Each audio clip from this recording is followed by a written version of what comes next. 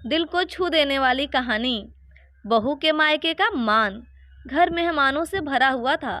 गाना बजाना, शोरगुल, हंसी ठिठोली के बाद भी मन बड़ा उदास था। शुभ्रा मेरी ननद कम सहेली ज़्यादा थी। उसकी शादी के बाद घर कितना खाली खाली हो जाएगा।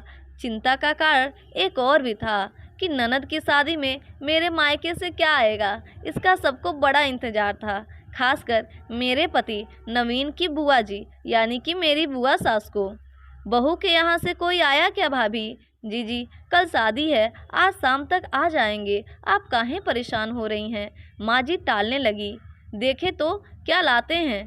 क्या लाएंगे वैसे? हमारे नवीन को क्या दे दिया? नाक कटी हमारी बिरादरी भर में। बुआ जी शुरू हो गई।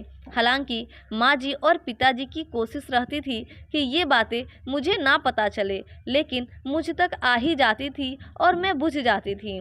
भैया भाभी क्या लाएंगे मैं जानती थी। मम्मी पापा के गुजरने के बाद भाभी ने मुझसे ना के बराबर संबंध रखा। एक ही शहर में होते हुए भी 1 से 2 बार से ज़्यादा मायके नहीं जाना होता।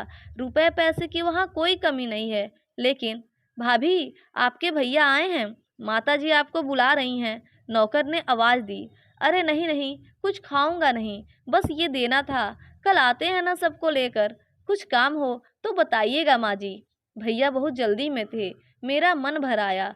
5 मिनट भी नहीं रुके। एक सरसरी निगाह मैंने बैग पर डाली। 2-3 मिठाई के और एक साड़ी का डिब्बा था। बहू, मुझे सुनार के यहाँ कुछ काम निकल आया है, घंटे भर में आती हूँ। ये बैग मेरे कमरे में रखवा दो। अब कौन सा जेवर बाकी रह गया है? फालतू के खर्चे हैं बस। नवीन गुस्सा रहे थे।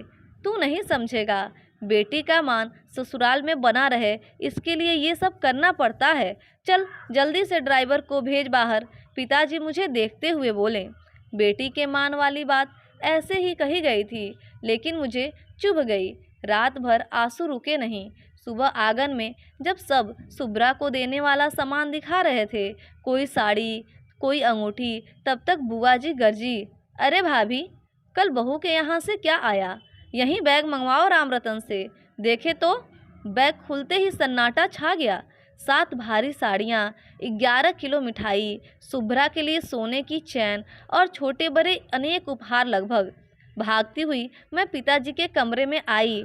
आपने मुझसे कहा शुभ्रा के ससुराल के लिए। आप लोग कल ये सब मेरे लिए लेने गए थे ना?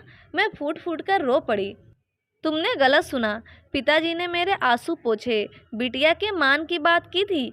कौन सी बिटिया? ये तो बताया ही नहीं था। तो फ्रेंड्स, कुछ सास ससुर ऐसे भी होते हैं। तो आपको ये कहानी कैसी लगी कमेंट करके ज़रूर बताएं। और अभी तक हमारे चैनल को सब्सक्राइब नहीं किया तो हमारे चैनल को सब्सक्राइब करें और वीडियो को लाइक करें। Thank you.